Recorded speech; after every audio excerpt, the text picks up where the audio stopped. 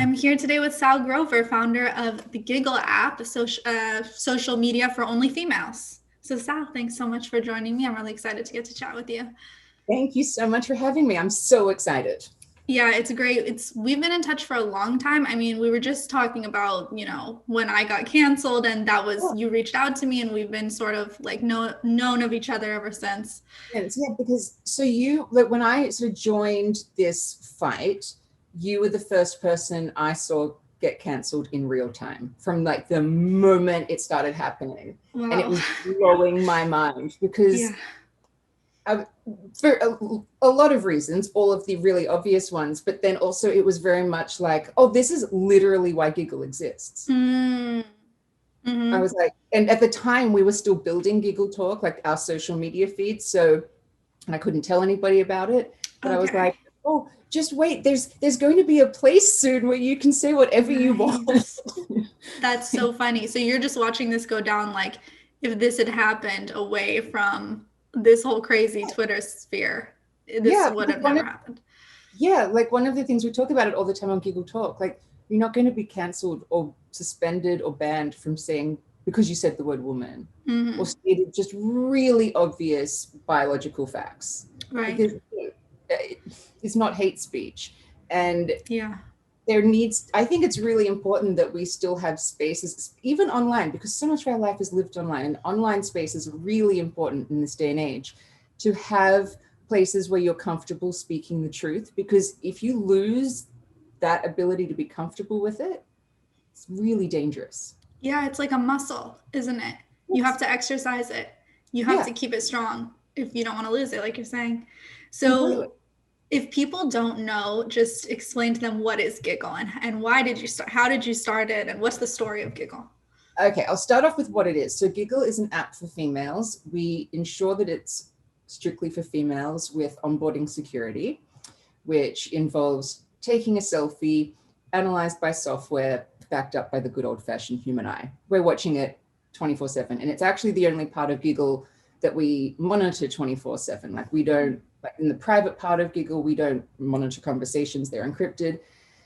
And we, on Giggle Talk, which is a social media feed, we don't monitor that unless like someone, lodges a complaint. Okay. So there's a lot of freedom on the rest of the app. We make sure it's female only. So it's essentially many apps in one. Like you can use it if you just want to find a roommate, there's Giggle Room. You could use it if you just want to give or get freelance work. You could use it to have private conversations about, there's just so many things, whether it's, you want some mental health support, or there's an activism thing in your community that you want to get women involved with. You can talk about that privately. There's also Giggle Dating, which is strictly obviously for lesbians and bisexual women, so long as they're cool with the fact that there's no men on there. It must be one of the only ones that's like actually for only women, right? Yeah. And then we've got Giggle Talk, which just launched this year, which is our social media feed. And it's sort of a hybrid of Twitter and Reddit. So it's, it's a main feed. I made really specific choices with it that I wanted women to be able to have an equal voice, so that we have a main feed and everything you post is onto that main feed. So you don't have followers. It's not like if I want to be heard, I have to have lots of followers. It's like if you post on there, everyone has equal chance of being seen and being heard, because there's some people who have really great things to say, but they're sort of, in the abyss. And there's that popularity contest. And I don't like the popularity contest of social media. That's probably, other than the abuse, the part that bothers me the most.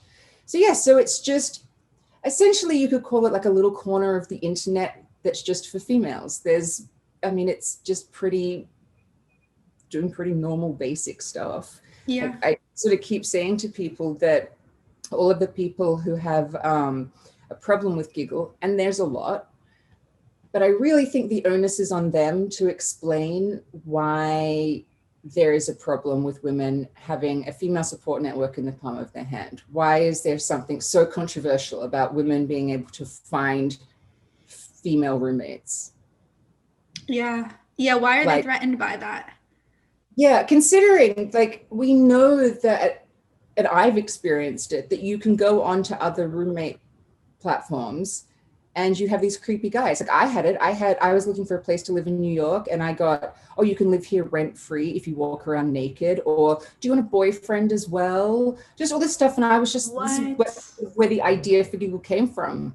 At the beginning, it was going to only be a roommate app because I was just Ah, like, can I have one area of my life that doesn't have sexual harassment in it? Just one. Like the most boring, horrible thing ever, having to find somewhere to live. And I've got to deal with this crap. And yeah. it also made me, like, in a way, I was grateful for the men who would message that and was so horrible, even though it made me feel horrible. But I was like, okay, cool. I know not to go near you. But then I got really terrified about the men who would message being really nice, because I was like, maybe you're being really nice. And then I'm going to turn up to look at the room and I'm in this apartment alone with you. Right. And like, you know, the switch is flipped. So I just thought, well, what if it was just women together finding places to live? Because I've lived with a bunch of women and it was so much fun. Yeah. It was just like dirty talk and face masks and laughing and crying. It was awesome. Mhm. Yeah, and I mean, it's funny because the female only thing, it's been such an issue, and Mm-hmm. you're making me think of how we're not supposed to acknowledge that there's still an issue sometimes with men and women mixing or mingling. Like I also lived in New York, so you're making me think now of all my past roommates, and I actually had male roommates, like housemates at one time, and it's definitely socially acceptable now. So it's much harder for women to express that we wouldn't want that, because then, like you're saying, people turn it around. The onus is then on you to explain why. Why do you want that? That's kind of weird. Why do you want a female only space? Yeah, I mean, I've lived with guys that had guy roommates as well, and they were really cool. But I suppose it was great because I was at university at that time, and so I just knew them, and so and Mm-hmm. then had a lot of fun. Although it was the messiest house I've ever lived in. Yeah. But yeah, I mean, like one of the things I always say as well to the detractors of Giggle, I'm like, it's just an app. Like I'm not creating a country and I'm saying like all men be shipped off to some island and kept in cages. No, I'm not for that. I'm for Right. women having the choice to use a female platform if they want to. Mm-hmm. That's all. Yeah. Like it just shouldn't be controversial. Right. It really shouldn't be. And now, speaking of controversy, when you first started the Giggle app, had you heard of the word turf? Had you heard of this whole argument? I had not, Wow. because which that's my fault. But at the same time, I was coming from it. I'd been in therapy because I'd had so many horrible experiences in Hollywood, and I was just had a nervous breakdown from that. So I was recovering from that, and my therapist kept saying, "You need a strong female support network in your life." And it was my mom who said, "Well, let's create one," and it was going to be just a roommate app at that time. So, and this is 2019, and so we were very much coming at it from, I suppose, that Me Too Times Up place. So I was very much reading all of that stuff when I was really involved in that. I just completely missed everything that was happening. I had no idea. And so sort of it's infamous now, but I'm very pleased we made this decision. So I fought for trans women to be welcome on Giggle initially. Um, no one else at Giggle HQ agreed with me. Hmm. But I pushed and pushed, I fought for it. And so then in February last year, we weren't launched in any meaningful way. We were still doing testing. A handful of women around the world knew about it. And somehow the trans rights activism corners of Twitter and Reddit found out about Giggle. I think through a video I did about the misogyny I was dealing with, because there was so much misogyny at the time, just of that hadn't even launched, and I was just going out of my mind with how much misogyny behind the scenes was happening. So then we had the attack, and I was like, what the hell is happening? And we were getting all of these like 1-star reviews saying you're transphobic and you're TERF. And I'm going, one, I was like, what the hell is a TERF? And two, I was like, but trans women are welcome. You must have been mystified. Yeah, I was. And then so I found the corners of Twitter and Reddit and where it had sort of started. And then I also found the gender critical subreddit that no longer exists, but can be recreated on Giggle Talk. Ooh, okay. Listeners, take note of that. That's Yeah. interesting. Yeah. Both groups told me to educate myself. And so I was like, okay, I will. That's a fair thing to say. And it took minutes to see that the feminists were right. Minutes, not a lie amongst them. I remember one of the first things I saw, I went onto Twitter and I was just researching, and it was Hibu, the amazing woman who does female genital mutilation activism to stop it. Yeah. I saw the attack she was getting and I was like, what is this? This is madness. That has always stayed with me. So is that what you would say peak trans you? Oh yeah. Okay. Interesting. Yeah. I always like to hear people's stories of what it was. And if people don't know, Hebo is as you said, she campaigns against FGM, and she's been told don't use the term FGM because it's exclusive and it's horrendous but people do tell her this stuff. It's just that she can't use the word female, and that there's 800 females a day in the world who experience female genital mutilation against their will. Not a single one of them can identify out of it. Not one. So just the idea that this is being, this incredibly, I would say, privileged Western concept is being pushed onto these females in Africa and the Middle East who have no say in the most barbaric practice is, they want to talk about offensive all the time. I think that's really offensive. Yeah, absolutely. And I don't know if you've seen this news story. It was in one of the states here in the US. I don't remember which state. There was a bill that was trying to ban FGM, and then trans activists opposed it because it would have, they said, interfered with their surgery, gender surgeries. Yeah, it was in Wyoming. It was in Wyoming. Okay. Mm-hmm. Yeah, I've read a lot about that one because, again, on the scale of things to advocate for in the world. Yeah. It's like, what are you doing? Yeah, it's just, even then, just in the last few hours, there's a trans rights activist who has made this thing about, because in England now, that the toilets are going to be sex segregated, which is amazing. And this trans activist is saying, basically something about how, alluding to the fact that we're just sort of grossed out by sharing bathrooms with different genders. I'm like, no, that's not what it is. Like, live and let live. That's totally fine. I'm all for being who you want to be. It's just, there's just some facts of life that are really relevant in lots of different contexts. And if we can't have conversations about these, we're going to go backwards, not forwards. Yeah, exactly. And we're seeing that happening already a bit. I mean, with some new laws here in the US and other things. How are things in Australia? What's kind of the state of the union there?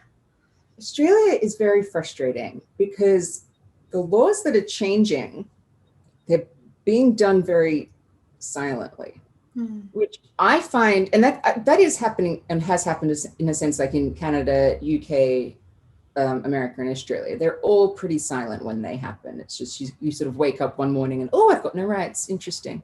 Yeah, that's exactly what it feels like. Yeah.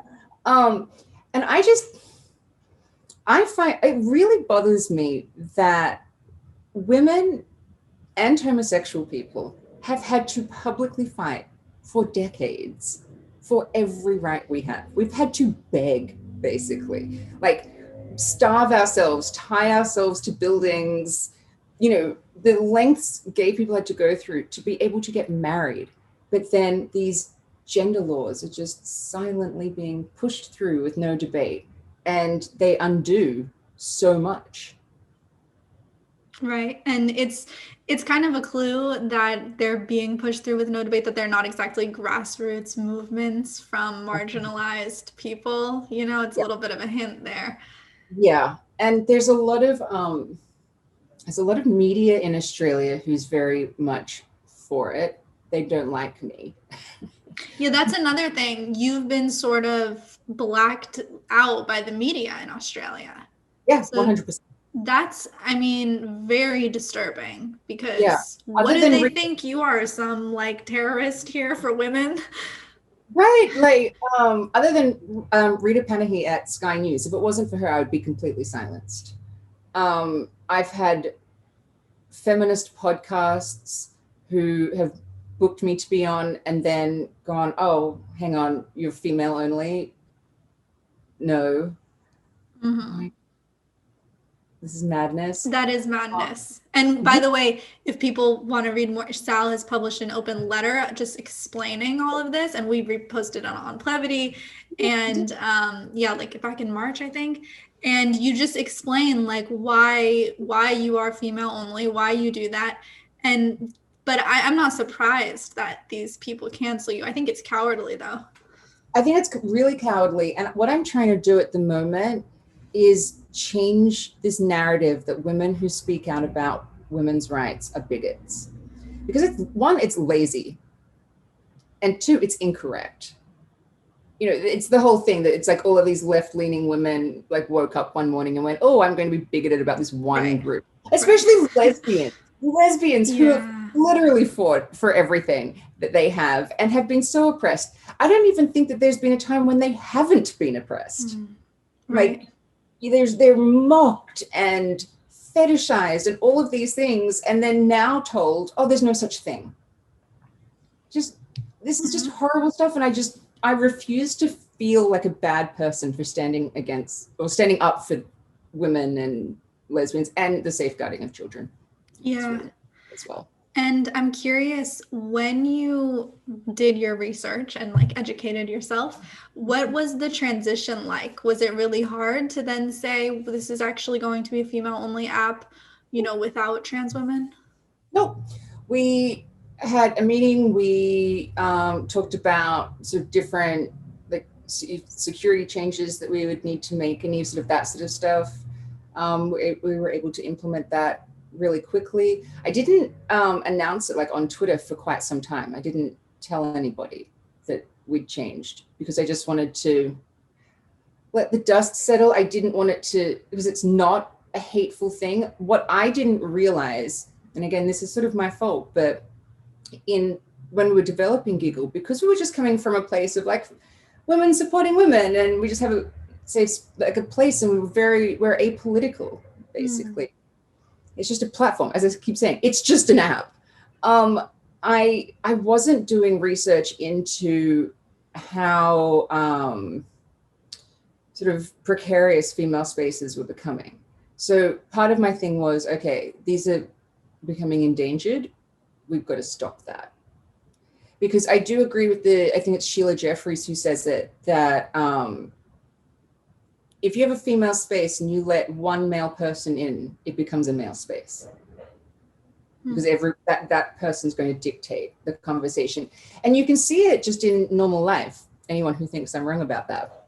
If you have a group of women like just sitting at a table having a chat, even if just one of their husbands or partners comes and joins the conversation, the whole thing changes. How they talk, what they talk about, different. So yeah, I just don't think it's that crazy that women have a place to talk about stuff free from men. Yeah, it doesn't seem that crazy. We don't even talk about them that often. Oh God, don't tell them that, then they'll get really mad. I don't know. Like sometimes it's just like one of the most popular hashtags on Google Talk is dogs of GT. We're just showing out pictures of our pets. So dogs of Giggle Talk. Yeah. Okay, got you. Yeah. Well, I heard there was also a hashtag about Colin Wright. What was that about? Okay, so I have a crush on Colin Wright. He's so incredibly smart. And then I don't know how it happened. I think someone told me, they were like, go and look at his Instagram. And I was like, I did, and went, oh, hello, Colin. And then I shared a screenshot of his Instagram onto Giggle Talk, and suddenly all these women were like, yeah, They're all thirsting. So now there's this hashtag, it's hashtag Colin Wright fan club. And we talk about how, like, because he's been posting on Twitter, like on his walks, and he'll be like, there's like little turtles or ducklings. And I'm like, he's like a Disney prince. This is amazing. And he was pretty great. Because I like it because it's just, well, one, I would say, like in the case of someone like Colin, it's like all of us getting really excited about a guy who's just really smart and has a really, really sensible, gentle way of explaining facts, and those facts benefit women. Yeah. So he doesn't have to have an agenda or anything. It's just. And he's brave enough to say them because he has suffered the consequences. He completely sacrificed his career in academia in order to keep speaking the truth. And for him, that's just completely natural. So he's a very honorable man. Yeah, completely. And I mean, because I do think that we could, I don't know, I could be wrong about this. This is maybe more of a theory than just than a thought. We could have 10,000 women speaking up about this, but one man could end it all. You know what I mean? And go, It's like I always say, like with the bathroom situation, instead of making women's bathrooms the unisex ones, let's just make the male ones unisex, and let's just see how quickly a third space is created after that. I think it would take days. Yeah, you're right. You're so right. They wouldn't have that. And that reminds me of Emma Hilton's proposal for sports. She says there should be a female only category and then a other, just all category for everybody, for anybody. Yeah. That makes sense. She's right in the sense you may as well do it that way because the males will still win. Exactly. So like, that seems to be the solution, doesn't it? It seems good. Yeah. This whole thing about, don't other or anything. Other women. I'm cool to be othered. I don't care. Like, I had an idea that was like there should be a if the trans women want to be in female sports so much, okay, call that women's sports and then have cis women's sports. I know I don't like the term cis either, but I'm just being ironic. But I have used that argument myself because amongst lots of people, I'm like, okay, let's just say that we're happy to adopt this language. I'm not. Let's say we are. Right. Okay. Can we have a cis woman up?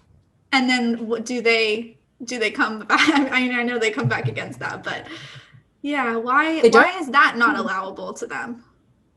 Yeah. I mean, I get a lot of the time I get people saying that it's like apartheid and it's like racial segregation. And I'm like, I don't think you know enough about what apartheid is like. Right. That's so offensive.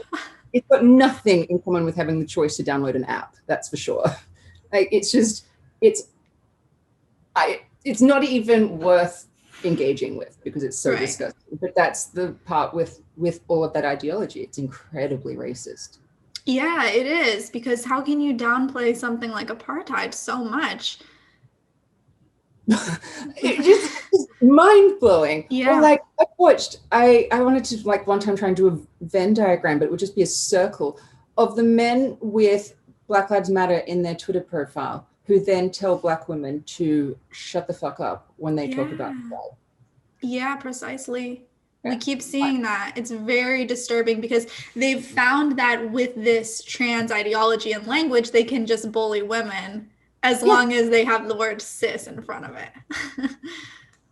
And this is what I want to change in the media, because I feel at this point, actually, I was saying to friends last night, because I was like, I've got nothing to tweet. I feel it's all been said. I mean, at this point, like, I feel that at this point, it is out there enough. Maybe it needs to be a bit more, but I feel J.K. Rowling was the game changer in this because her essay was so mainstream and that if you're not looking at what is really going on and reporting on it or acknowledging it, you're doing that on purpose. Yes. That's one of my problems with, say, women's media. I think women's media has a lot to answer for right now. And I email them all the time being like, let's build a bridge. Like, I'm a huge, big, like, extending an olive branch type person. I don't think that you can't recover from this kind of stuff. I'm like, basically, I'm not canceling them. Right. And that's why I've always loved your tone, because Yeah. you always have that open, warm, friendly, but very strong and firm tone. But you do extend that olive branch. And I think that's so much more effective than keeping it in the little insular bubble. But so Because what was the media yeah, thing? with women's media, for example, I'm just like, women keep the lights on for you guys. We're the only reason you exist. Mm-hmm. So to turn around and ignore us now is, I think, quite immoral. Yeah. Like And it's Jezebel is probably the worst one. The Jezebel. supposedly feminist website. Right. Yeah. Yeah, and it just doing a lot of work. Yeah, they've been far gone, I think, for a while now. I mean, I haven't opened their site in years, but and then it just makes you wonder what it kind of reveals that their profit motive isn't with the actual interests of women, I guess. Well, I don't know, because women are 50% of the population. And so if you do something for women, you've got a pretty big demographic there. And we do like to read stuff, especially stuff about being women. Like, we like to move this conversation forward. So it's always baffled me. And however, again, you take the Sheila Jeffreys thing, you get one male person in that group, and it's going to change the dynamic of it. So if you have one male person working at a women's media organization, that's going to be where the narrative is. Yeah, so it's just, and then I also think that a lot of women tend to lean into that be nice thing. So then, like in your example, you've got one guy saying, this is how to be nice. And then a lot of women will fall into line and say, okay, I'll say trans women are women. And I'll even beat other women over the head with it because they think it's being nice or appearing to be nice. Also, I think there's fear in it. Yeah. I think that, like, if you're seeing women get abused and canceled, losing jobs for saying this stuff, of course you're going to be like, I think it's a pretty natural reaction. Mm-hmm. I'm just like, the people who can't speak up are too scared. I understand that. I've got empathy for it. That's fine. It's just why the people who can have to speak up. That's the difference. And I've talked to a lot of women, especially on Google Talk, about this, that if you can't speak up, if you can't use your real name to talk about these issues, that's fine. All you've got to do is support women's spaces, and then you're helping move it all forward. Right. Because spaces are nothing if no one's in them. You know what I mean? Right. If the women don't go there because it's not cool. You're not allowed to be seen there. But yeah, I mean, with women's media in Australia, it's been driving me crazy. I mean, we had, I don't want to name them or anything, but we had women's media who, before we launched and we reached out to them, they were so excited about Giggle, and it was like, yeah, this is a slam dunk bullseye to our demographic. We want to build a relationship and get the word of Giggle out there as much as we can. I've sent so many emails in the past year. They don't respond to me. I started sending them emails when the J.K. Rowling attack started, because I know how Australian media works here. It's like, take an international story, find the homegrown angle. So I was like, I've got the homegrown story. I had all of the attacks in a few months ago. None. Some would email me back, because I learned quickly. I was like, okay, I'm not going to lead with that. So they were cool. They would respond. And then as soon as I would say what I was actually contacting them about, I would never hear from them again. God, that is just so telling. It's so telling, because I'm like, and then I have a look at stories that they are publishing. And I'm like, it'll be women speaking up and women having a voice, and we've got to change sexual assault in the workplace and all of these things. And I'm like, yeah, we do. But there's lots of other voices that matter as well, and lots of other situations of abuse that matter. Like, I had a meeting a while ago with a potential investor for Giggle. I tweeted about it because it's the meeting I walked out of, because he said that he'd never been sexually harassed, so he didn't think it existed. And I was like, God. But he'd also said in that meeting, I've never been called the N-word, so I don't think that's a problem. Yeah. I don't know if I'm allowed to say that, but he was just like, he'd also said, when he's like, oh, if women are just getting abused on the internet, we'll just turn it off. And I was like, well, then why do we have to miss out? Mm-hmm. It's this tool that has been invented that we now live our lives on, that if you want to get information, if you want to connect with people, if you want to do your job and progress in your career, you need social media in your life. So what, women just have to go, oh, well, either cope with it or turn it off. I was like, well, I don't think that that's a valid choice. I think that just shows that there's a gap in the market for it to provide a place where women can do all of the stuff that you'd want to do on the internet without misogynistic abuse. The other one I get is, oh, women can be bitchy to each other. I'm like, oh, golf claps. Yeah, we can. Yeah. It doesn't No mean shit. it doesn't mean we don't deserve rights, and it doesn't negate the need for female spaces. I've not all women like me. I don't like all women, but I still want them to have equal rights. And if I'm in a conversation with someone who I don't like, I just leave that conversation. Yeah. It doesn't Right. like I don't have to close down the whole internet. And it's amazing. I will say this. I've had many debates with women and had bitchy moments. Not one of them has sent me a rape or death threat. Yeah, and it always gets equated that if you support female only spaces, that you somehow think women are all like this magical sisterhood and we all love each other and we're like morally superior to men. And that's not what we're saying. No. I always say to people, like, one of the things, like, say, like, before feminism existed and when women had no rights, we potentially got along better because all we could talk about was like the weather and our husbands. Yeah. But part of feminism was us all being able to have our own opinions, our own voice. That's so true. And so, yeah, sometimes we don't agree with each other. That's part of the equality of it. Right. Concept that we have to, I've just never heard anyone be like, all men have to agree with each other. So yeah, I just sort of, all of those little petty arguments, I think are just distractions from the bigger issues. Like, I do have men who are very vocal and aggressive about ending female spaces terrify me. I'm like, what is your this race? Why are you so adamant about this?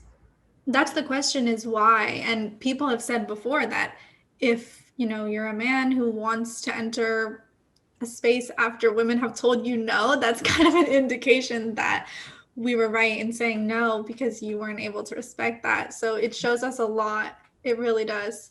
Yeah, like there's a few guy journalists here in Australia who loathe me. Like, there's some, like, I'm blocked from Junkie, this stupid news website.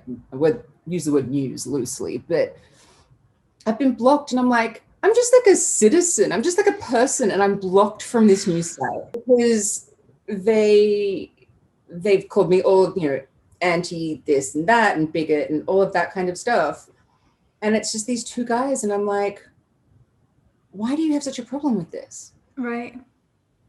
At no point would this include you in any way, shape, or form. Yeah. So it scares me. I just, like, why do you need women's boundaries to be broken down so much? Like, why can't we have that conversation? Yeah, I think it really does come down to that. I was recently listening to an interview with Jane Claire Jones, and she's a big, well-known feminist and called a TERF all the time. And she said that this whole thing boils down to women having the right to say no to dick. And I was just like, that is so true. It's all about having the right to say no, because it's not about we have to say, it's not about we don't like trans people. It's not about we're transphobic. It's not about we're bigoted. It's not about that we hate men, because it's also so similar to the old thing of like, you're a man hater, you're a trans woman hater. It echoes it precisely. But yeah, really, it's that we have the right to say no to males. And that is something that even with feminism, we shouldn't leave that behind. We have to still acknowledge our vulnerabilities and our differences and all that stuff.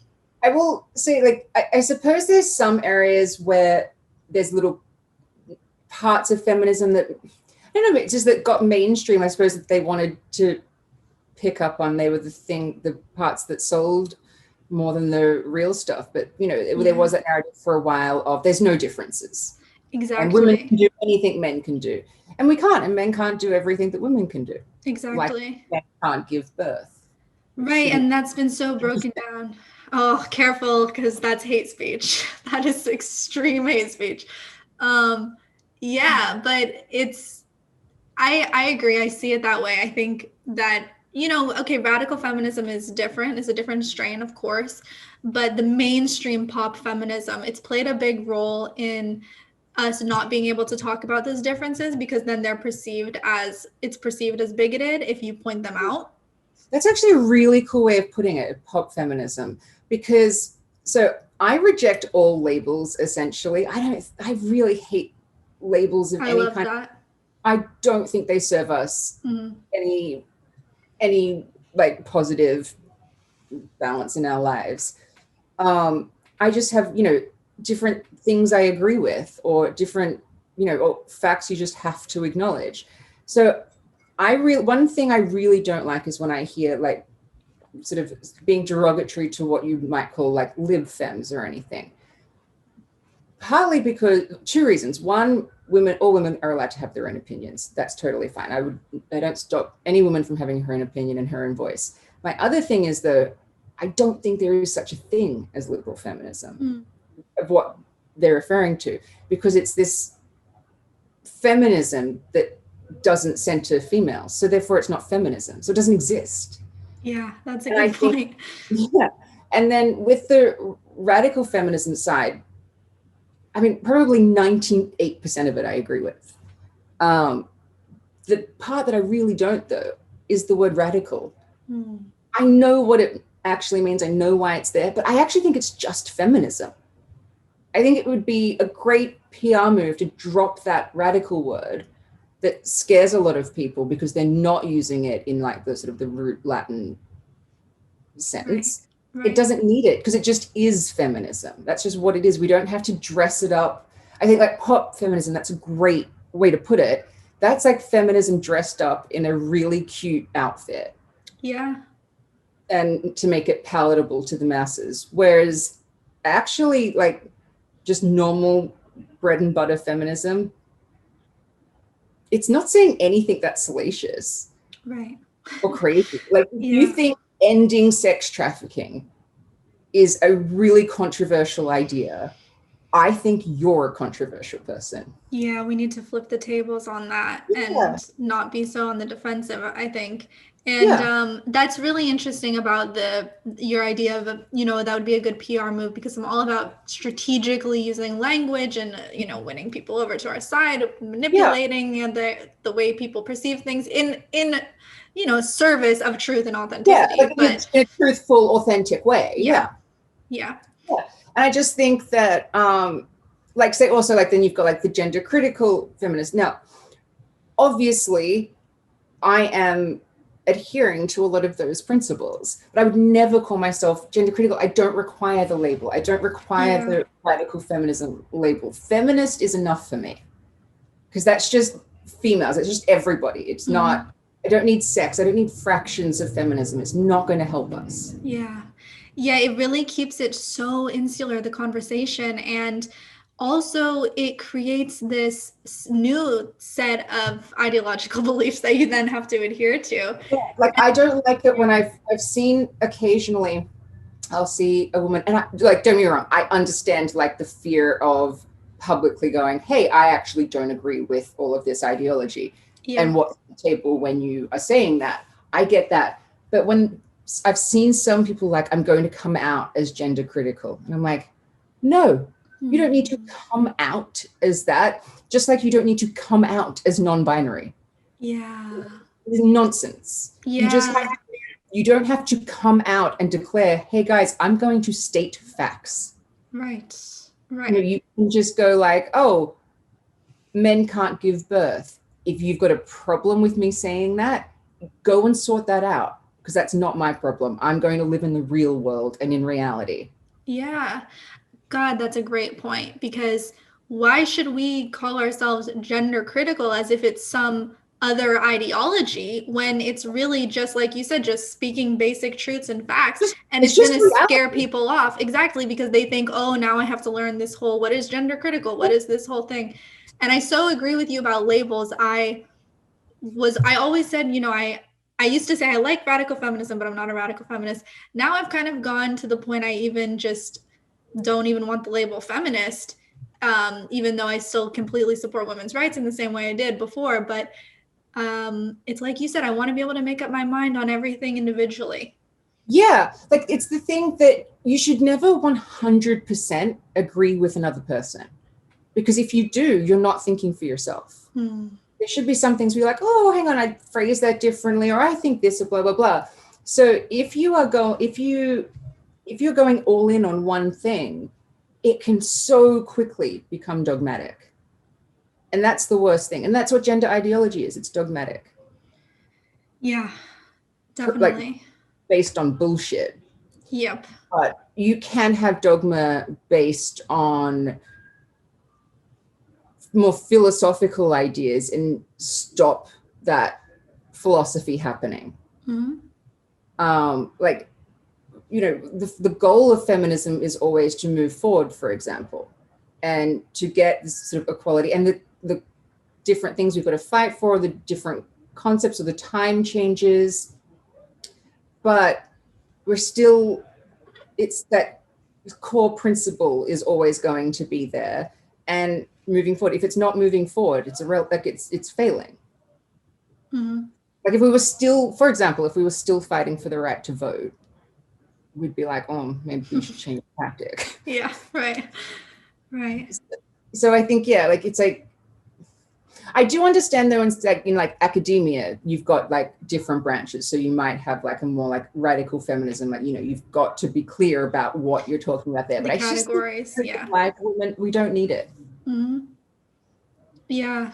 And I especially like your point about how when there's this idea of coming out as gender critical, it's almost setting you up to be on the back foot, like a little bit on the weak side in the argument, because you are now saying that I'm in this camp, and as opposed to either among the general population, normal views, or like you said, an individual with your own views.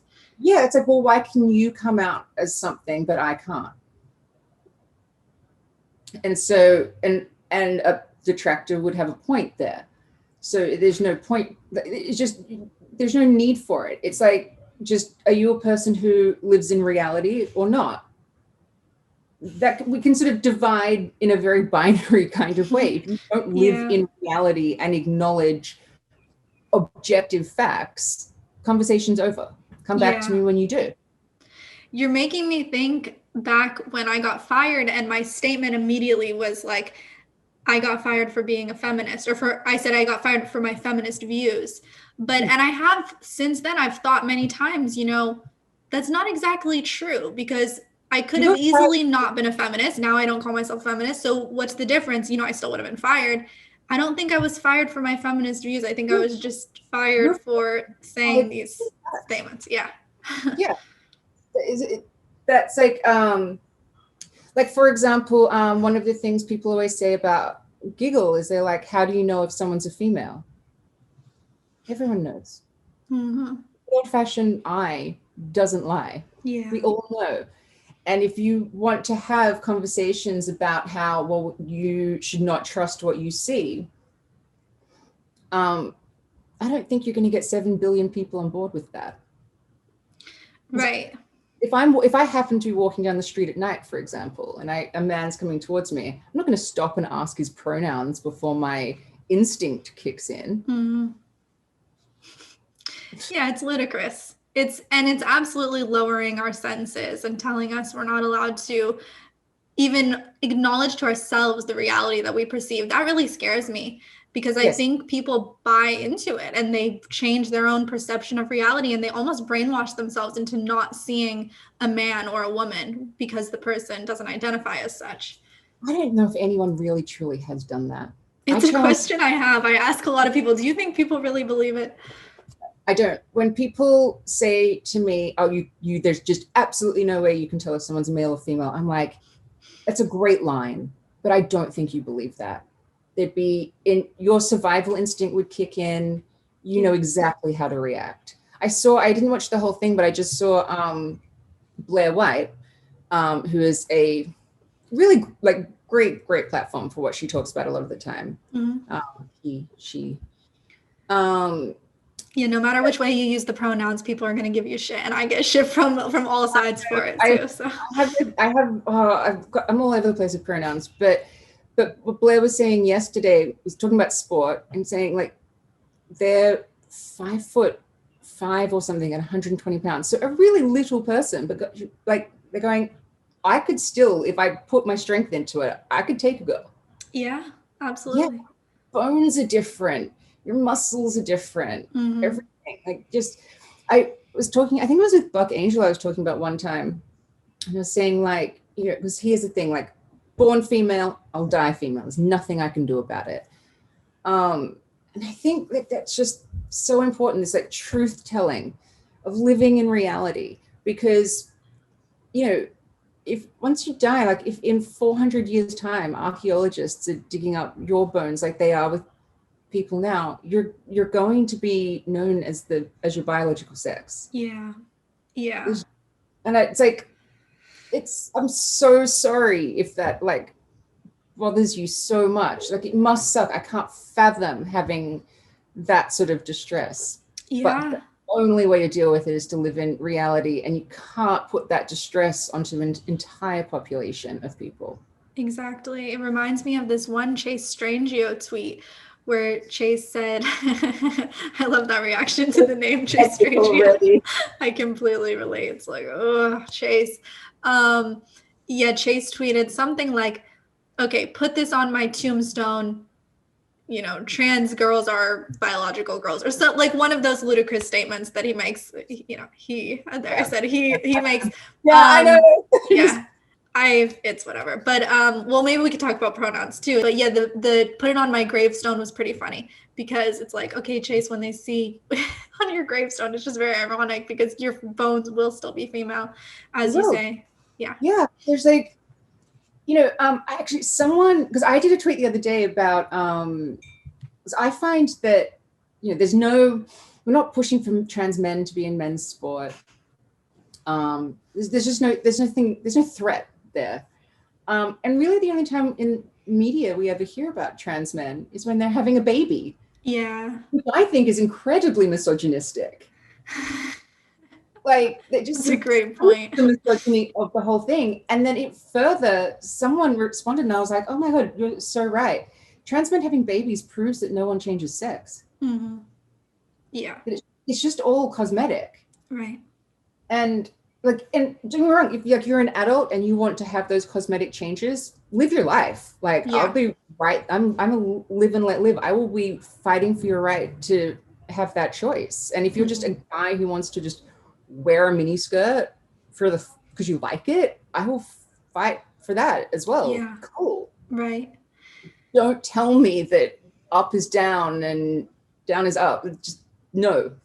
Yeah, I completely agree. It's like all my life I've been supportive of gender nonconformity, and I think so many of us have. So we get so deeply misconstrued, but I think it's, it is a bit intentional to frame it like we are these conservative, uptight, we don't want to see men in dresses. And of course there are people who say stuff like that. I don't agree. I think it's fine for men to wear dresses. I really don't see a problem with it. I don't see a problem with it either, in the sense that women fought for the right to wear pants. It was a really odd thing for people to get their minds around at one point. And only because of the bicycle being invented that they were able to start the push for women to be able to wear pants, because the dresses were getting caught up. They couldn't ride bikes. Yeah. So if men want to wear dresses, fight for the right for it. Exactly. We did. Yeah, it's such a cop-out to say, instead of fighting for that right, we're just going to make you all say we're women. Yeah. It's just, it's so unnecessary. Like, this is my thing also with like the bathroom stuff. It's like, we could all, like, I get that there is, because there's a lot of men who aren't cool with gender non-conforming men, that it could be dangerous for trans women to go into a male bathroom. I get that. I've got a lot of empathy for that. That's why we could be working together to create a third space. Right. Creating spaces for specific needs and demographics is nothing new. In the 1970s, people in wheelchairs, like disabled people in wheelchairs, fought for their bathrooms. They didn't always exist. So we cater to that demographic. Okay, well, we've got another demographic who needs their own space. Well, let's work it out. And then if everybody, I'm not even opposed to having trans men and trans women bathrooms. I know we're sort of maybe getting, there's just not enough space and it could be expensive, but there's got to be some way, because I'm like, say, even if you just have a unisex option then, well, then we all have our spaces. We're all equal in that way. Like, equal doesn't mean I get to invade yours because I said so. That's not equality at all. It's not a right. Right. And they do. Strange. Yeah, and they frame it that way. And as you mentioned earlier, they frame it as apartheid and segregation and discrimination. And they're just completely missing that discrimination has a place. I mean, we have to discriminate between things. Literally discriminating between things just means this is good and this is bad. It's the most elemental thing for us. And also we have a right to discriminate on behalf of sex, because in the US, we actually do allow that by law in some specific cases, for now. Yeah. Crazy. I will say though, with just one, going back to Chase for a second, I don't know, is it all performative, the Twitter stuff? Because I'm very much like, if these are the arguments you're putting in court, oh, you're no threat. Like, these arguments are so stupid. Like, you can just, I mean, you'd be a dream for the opposing lawyer, just being like, okay, well, here's the evidence for this, evidence for this, evidence for this, and case dismissed in 25 seconds. It has to be a performance. I mean, there was this video, you can actually watch Chase arguing in court because some of it's on Zoom nowadays. Or on, they've put it on YouTube. I guess they've met over Zoom, and there's this one, I'll link it below. It was about this case called the Lindsay Hecox case. And it just so happens to have the name Hecox. I'm not joking about that, is the name is Hecox, but it's very aptly named. Could not be better. Lindsay Hecox is a trans girl who is the subject of this case because this person wanted to play on the girls' sports or run on the girls' track team. I think it was a track team. So anyway, you can see Chase arguing in court, and the judge is very displeased. The judge is not buying it. So it's kind of interesting. So you can see if you want to look. Yeah, because I've treated it Chase once before, going like, you're a lawyer. Your entire profession is based on arguments and evidence. Yeah. And you seem to have respect for neither. Yeah, I mean, Chase really exemplifies the bad stereotype of lawyers, that they just use untruths in their clever rhetorical way. I mean, it's not always clever and rhetorical coming from Chase, but it's this twisted way of misrepresenting things. And that is actually so exemplified in the Hecox case. If I could just take a minute to talk about the Hecox case, because it's so, I know, I can't get over the title, but so they use this in such a dishonest, manipulative way, because there are two appellees in the Hecox case, so two people on behalf of whom the ACLU has taken the case. One is Lindsay Hecox, the transgender student, and the other one is Jane Doe, a cisgender girl, putting cisgender in quotes if you're listening on the podcast, who supposedly was afraid of being subject to invasive gender tests. So she was supposed to have said, I might be mistaken for a boy, and then when I try to run on the track team, I'm going to be somehow subject to these humiliating, mortifying gender tests, which just doesn't make sense at all, because every kid has to go get a physical, and you would think it would be pretty simple for the doctor to put down male or female. Yeah, in some cases it won't be simple, but most it will. So it seems very disingenuous, because to me it just seems like the ACLU went and got this girl and said, okay, you'll be Jane Doe in this case. You'll be like a hero for the trans movement. And you just have to say these things. And then because of that case, they make this claim now all over the internet where they say trans sports bills will hurt cis girls. And you trace that claim, it goes back to the Hecox case. Oh. It's very manipulative, very dishonest. Really manipulative. Yeah. Yeah. But it's also incredibly easy to prove that it doesn't. Yeah. Cis girls. It doesn't. I mean, one of the questions that I have for all of them is, you know, we know that the potential for trans girls to be faster and more powerful, et cetera, in sports is very well established. And so if they're winning everything, how do they feel about like the underprivileged girls who are incredibly talented and use sport for opportunity and a better life, and are going to miss out on that? Yeah. I just don't understand how you could be okay with that or ignore it. Mm-hmm. Just be like, doesn't concern us. No, we're all in on this. I'm like, it just, my thing with the sport thing is sport's all about rules. It's not like anyone can go, look, I actually identify more as a hand holder, so in soccer I'm going to throw the ball. Yeah. Like, outside the goalie, of course, but like you know, sport, the whole thing is about rules, and sex class is one of those rules, and we just all have to abide by it. So with the trans sport thing, it's actually saying this group of people don't have to abide by these rules. Exactly. Everyone else does, because it's not like women who are exceptionally good can go, actually, I'm just going to go and play with the guys or race against the guys. Like, it's not like the fastest woman sprinter in the world is like being told by the Olympics, oh, okay, we'll just go and race with the men. Have that challenge. Right. It just exists. So it's very much a group of people wanting a new set of rules. Yeah. And we don't get the benefit of that. It's like with the New Zealand weightlifters right now. Women who have missed out, where do they go? Where's their second choice? What do they do? They've got nothing. Yeah. They've got no choice. Right. Like I've always thought, you know, you have the right to have the opportunity to be on a sports team, but you don't have the right to be on a sports team automatically. I mean, you could try out and not get on the team. So like you're saying, they're asking for a different set of rules that just bulldozes women, just bulldozes female athletes. Bulldozes women. I even think, you know, with the Sarah Silverman, which is, you know, like a minute and a half of just stupidity. I feel like she realized it was stupid as she was saying it. Right. She was not, like, she's trying to convince herself. Yeah, she was like, tall girls. And it's like, yeah, you don't even believe this, do you? I think you're right. We were watching a person struggle with some creepy ass cognitive dissonance. It's so bizarre.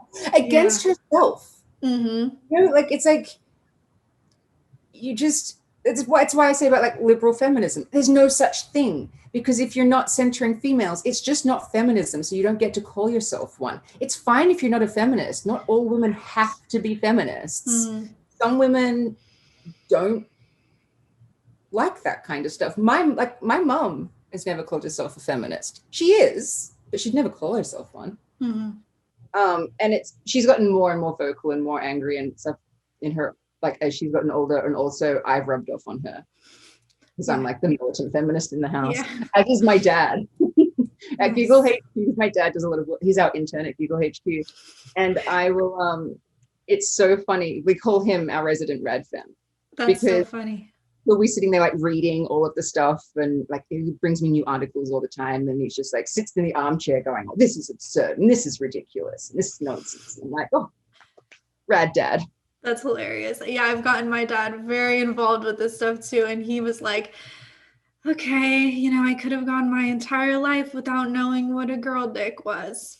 I was like, I'm so sorry, but yeah. He knows more about it than he ever wanted to. That was one of the things. It was when you got fired and there was, you know, warring and all of this stuff. And it was around the same time. I just can't remember if it was exactly in relation to you, but I remember there was a trans writer at Teen Vogue who told another woman on Twitter to suck my cut off girl dick. Cut off? Ugh. And that tweet didn't get reported. That person didn't get fired. Right. That was That's a my Teen Vogue person, yeah. and they just canceled someone else recently. So that's, I think it's so many people at yeah. that place. I mean, it's just why even bother working there? It's like, Wow. Yeah. Right. yeah. But I remember that tweet has always stayed with me. I've got it screenshotted somewhere, being like, no one like, and I don't condone losing jobs or anything for wrong speech or saying some stuff on Twitter. Everyone's got the right to make a living. Not everyone has to agree with everybody. Even like right now, there's the Chrissy Teigen stuff happening. Yeah. I've been following this because female social media, and you've got this woman who has said really horrible things to a younger girl. It's appalling. But again, I don't support the cancellation, like, because Target and Macy's have just dropped everything. Chrissy Teigen, what she said, I would never defend it. What she said is absolutely disgusting. I'm not a fan of hers at all. But yeah, we can't support this cancel culture, even if it's happening to someone we don't agree with. Exactly. Like, there's a journalist here, Greg Jericho, who works at The Guardian in Australia. He's just all in on taking down women's spaces for some bizarre reason. And used to spend a lot of his time calling women TERFs and transphobes on Twitter, until enough of us did complain to The Guardian Australia. So he deleted all of the tweets. And so when it was revealed that just recently an Australian serial killer who has just been released from prison, odd enough in itself, now identifies as a woman. Oh, wow. Yeah, I sent the article to these journalists who have been so horrible to me. And I was just like, story pitch idea. Why don't you apologize to all the women who you've called transphobes and TERFs, when we're just standing up for our right to have spaces away from these male people who will appropriate gender dysphoria for their own psychopathic needs. And Greg Jericho wrote back, like, this is the most pathetic argument I've ever had put to me.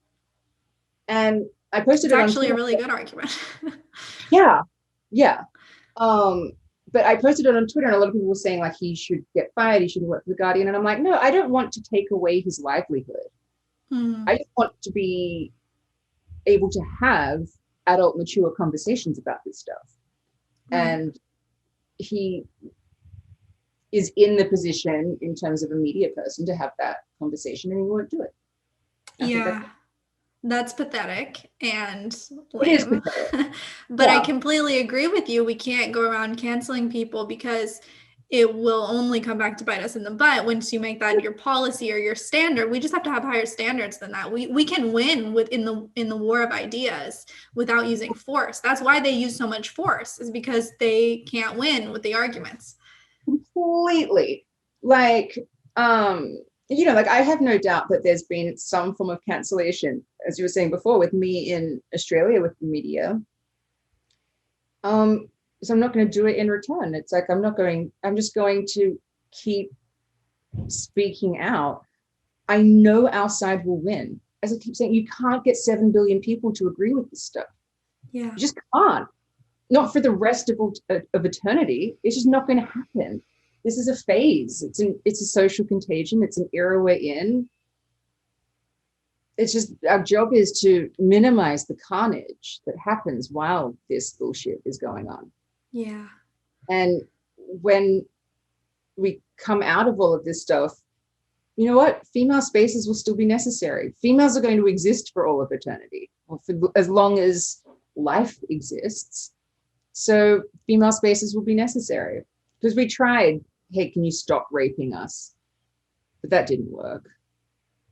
So we need the space away from the threat of the rape, all of the other crap that.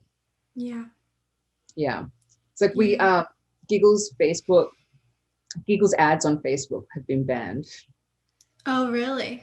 Wow. Yeah, they were deemed offensive. So they're blocking your ability to make money. Yeah, I'm preferring to look at the Facebook one as like a blessing in disguise. Like, okay, cool. That's not where we're going to market. That's fine. We're now finally, like, so we've never done a marketing campaign. Wow. The word has really spread organically. Yeah, completely. Mm-hmm. And so we're getting ready to do our actual marketing campaign, and we're doing it through other places because we can't do it through Facebook. And on our Facebook ads, like obviously it says the female app and everything, but we just said in the copy above the ads, I put that it's a space away from misogynistic abuse and mansplaining, which it is. Then I went on Sky News in Australia and spoke about that, and the comments under the YouTube clip of that was so fascinating. Much more anger at the word mansplaining than misogynistic abuse. I was like, isn't this telling? Yeah. It's like, I swear to God, it's like 400-word essay about why using the word mansplaining is wrong. And I was like, oh, I'm going to read that. All you have to do is like title it mansplaining and then you're done. Like, it's perfect. Yeah. You may have just written the same word 400 times. That's why I'm unapologetic about all this stuff, though, is because, yeah, once this era of weirdness ends, females will still exist, female rights will still be necessary. That's not going anywhere. We're not a phase. Yeah. That is the perfect note to end on, because now I've been keeping you for over an hour. But this was so much fun to chat with you, Sal. I really enjoyed it. I had so much fun too. Yeah, it's great to talk to you. You're very easy to talk to and friendly and awesome. So just tell people how they can download Giggle, how they can get on Giggle, and where they can find you. Okay, so Giggle is available in the App Store and Google Play, so I'll send you the links. Like, it's just, yeah, perfect. Really easy. Don't go to our website. We need to do a new website. It's just sort of been sitting there. Okay. For it. And find me. I'm on Giggle Talk at Sal, and then I'm also on Twitter at Sal Tweets 2 Ls. Thank you so much for having me. I just enjoyed it so much.